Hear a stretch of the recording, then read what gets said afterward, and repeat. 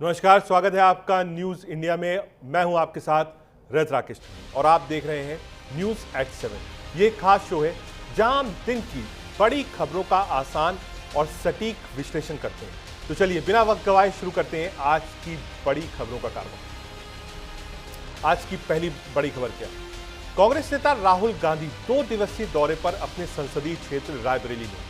बैठक में शामिल होने के बाद जब वो बाहर निकले तो मीडिया को बयान दिया। उन्होंने कहा कि बीजेपी के लोग बहुत आंदोलित हो रहे हैं।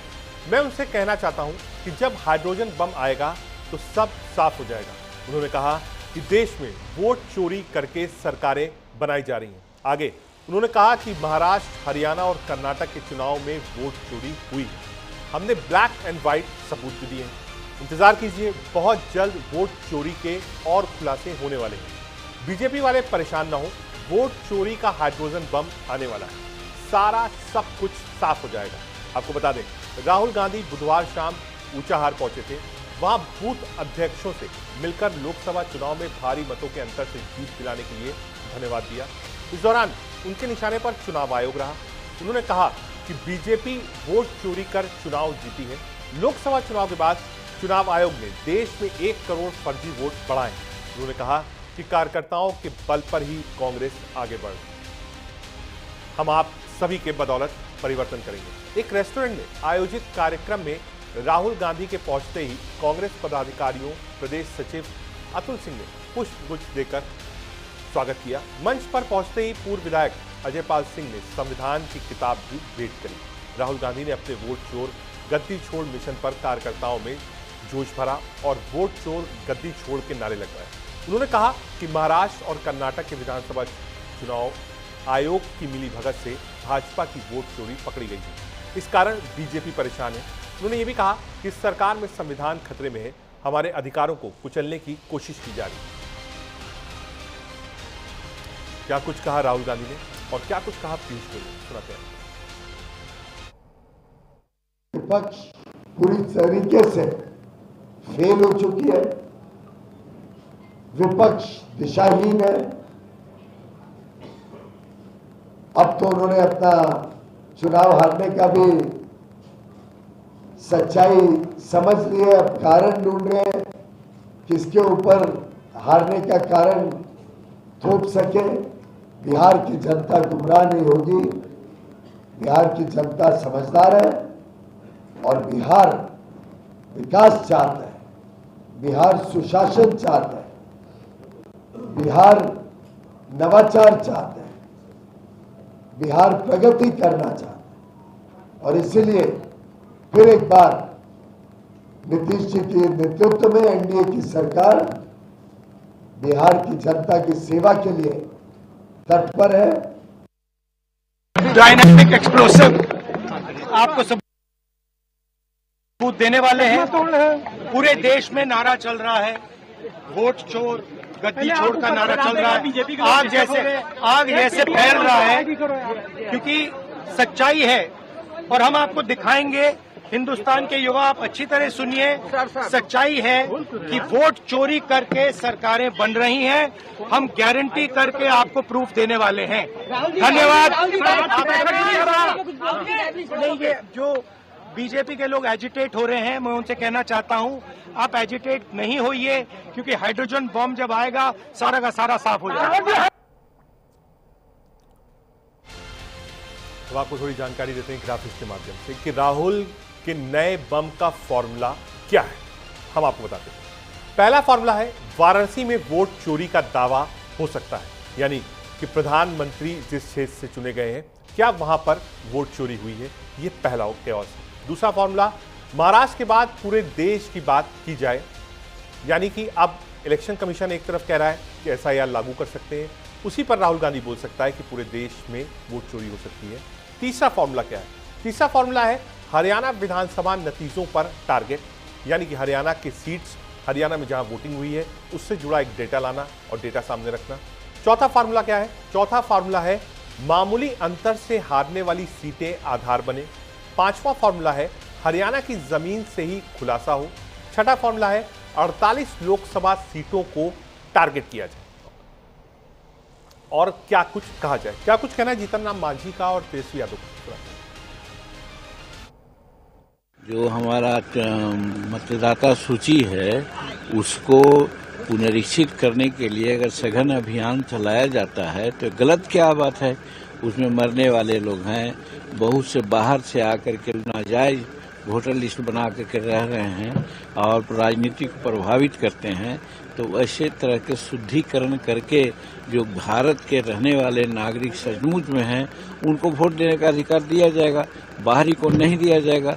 इसमें गलत क्या बात है?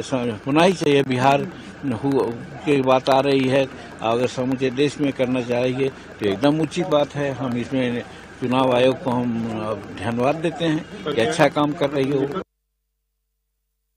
न्यायालय को धन्यवाद देना पड़ेगा कि अब SIR कहीं भी होगी तो आधार कार्ड एज अ डॉक्यूमेंट बन गया है। कोई भी अब आधार कार्ड दे करके अपना वोटर बन सकता है। ये तो बड़ी जीत हुई है। तो अब तो SIR हो, क्यों नहीं होना चाहिए? होना ही चाहिए। इलेक्शन कमीशन का कहना है कि ये फर्जी वोट से नरेंद्र मोदी प्रधानमंत्री बने हैं, यही ना बात कर रहे हैं वो लोग। तो ठीक है, SIR का कोई विरोध थोड़ी कर रहा है। हम लोगों ने तो प्रक्रिया का विरोध किया था और उसमें सुप्रीम कोर्ट ने लतार मारी इलेक्शन कमीशन को। नाम डिस्क्लोज करने का भी बोला 65 लाख। तो हम लोगों की तो जीत हुई। न्यायालय को धन्यवाद देना पड़ेगा कि अब SIR कहीं भी होगी तो आधार कार्ड एज अ डॉक्यूमेंट बन गया है।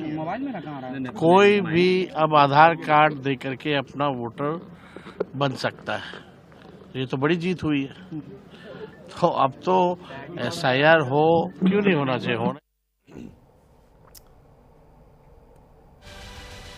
संसद का सत्र हो, राहुल गांधी ने SIR का मुद्दा उठाया।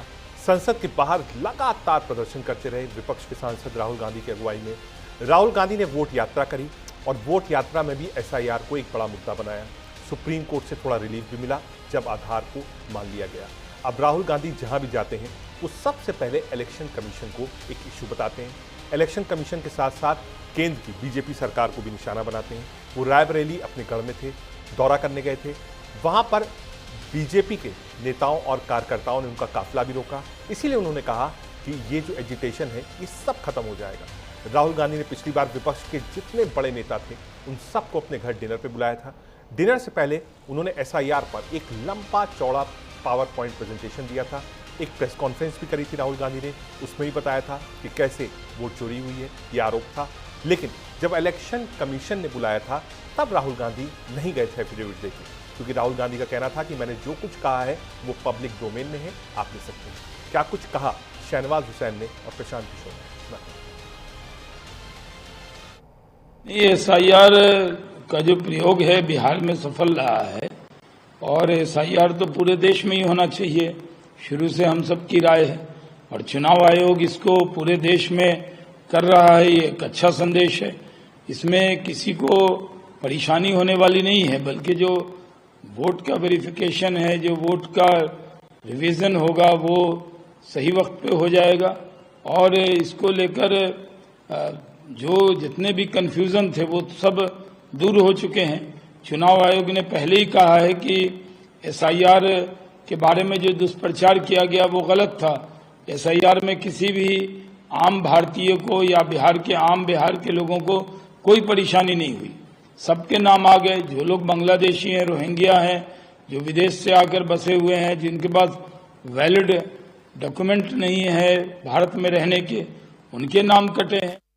नीतीश कुमार क्राइम और करप्शन के पितामह हैं, तो तेजस्वी यादव दुर्योधन हैं। तेजस्वी यादव और लालू यादव ही ने तो इस राज्य में क्राइम और करप्शन को इंस्टीट्यूशनलाइज किया, 15 बरस बिहार को गर्त में पहुंचाया। ये बिहार की एक एक जनता जानती है, इनसे ज़्यादा भ्रष्ट और इनसे ज़्यादा आपराधिक प्रवृत्ति वाले कोई नेता बिहार में आए नहीं। 15 साल के इनके राज में, इनके माँ बाबूजी के राज में बिहार गर्त में गया और 3 साल जब ये उप मुख्यमंत्री रहे तो इन्होंने उसको कुछ सुधार नहीं किया बल्कि और उसको खराब ही किया है। तो तेजस्वी यादव का क्राइम और करप्शन पर बोलना वो ऐसे है जैसे शेर लोगों को शाकाहारी होने का शिक्षा दे। आगे बढ़ते हैं। केंद्रीय रिजर्व पुलिस बल यानी